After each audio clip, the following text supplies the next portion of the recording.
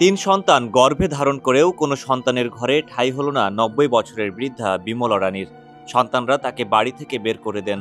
তিনি রাত কাটান বাড়ির পাশে বাঁশঝাড়ে। খবর পেয়ে সেনাবাহিনী গিয়ে তাকে উদ্ধার করে ছোট ছেলের ঘরে তুলে দেন। এ ঘটনা বগুড়া সদর উপজেলার বড়কুমিরা হিন্দুপাড়া এলাকায়। ছোট ছেলে শিপন নরসুন্দর। ২ বছর আগে তাদের বাবা মারা যাবার পর মা বিমলা রানী তিন ছেলের ঘরেই পালাক্রমে খেতেন এবং ঝুপড়ি ঘরে থাকতেন। বিমলা রানী বয়সের ভারে নুয়ে পড়ছেন। এখন তিনি চোখে দেখেন না, কানে শোনেন না, স্বাভাবিকভাবে চলাফেরাও করতে পারেন না। ওকে ওই বেটার বইরা ভাত দেয়, কিন্তু থাকার জায়গা তিন বেটা আছে, সেবার করে ওর বাড়ি থাকতে আর বাড়ি থাকতে 3 মাস করে বেটে দিছে, কিন্তু বড়টা দেয় না। কই আমি ভাড়া বাড়ি থেকে কেমন করে দেবো না।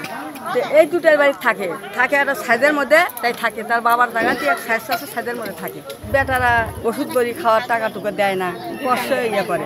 তারা ভালো দিলে ভালো করে দেখবে, বৃদ্ধ মা তাকে দেখবে, ভালো লাগছে। আমরা কোথাও এরকম দেখিনি, আজকে দেখলাম, করতো ভালো লাগে।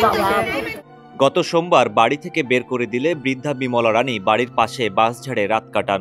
তার আর্তনাদ ও কান্না দেখে প্রতিবেশীরা খাবার দেন। দেশ জুড়ে তোলপাড় ওয়ালটন ফ্রিজ কিনে আপনিও হয়ে যেতে পারেন মিলেনিয়ার। পরে প্রতিবেশীরা সেনা ক্যাম্পে খবর দিলে গতকাল মঙ্গলবার সেনাবাহিনীর সদস্যরা গিয়ে বৃদ্ধা বিমলাকে খাবার দেন এবং তার সন্তানদের বুঝিয়ে ছোট ছেলে শিপনের ঘরে তুলে দেন। আমার শাশুড়ি দেখতে আসিছে সেনাবাহিনী, কেমন আছে না আছে, কষ্টে আছে না দুঃখে আছে। ওরা জিজ্ঞেস করলো যে আপনি দেখাশোনা ভালো করেন নাকি, অনেক কিছু বললো, দেখে শুনে রাখেন নিজের মায়ের মতো। বললাম হ্যাঁ, নিজের মায়ের মতোই তো নিজের মাই ধরবে বলে দেখে শুনে তো রাখি। একটু কষ্ট যেমন আমিও পাই তাইও পাই, ও যদি সুখ পায় আমিও সুখ পাই। এই না, তারা ভালোই বলছে, উপদেশ ভালোই দিল, খাবার কিছু কিনে দিল।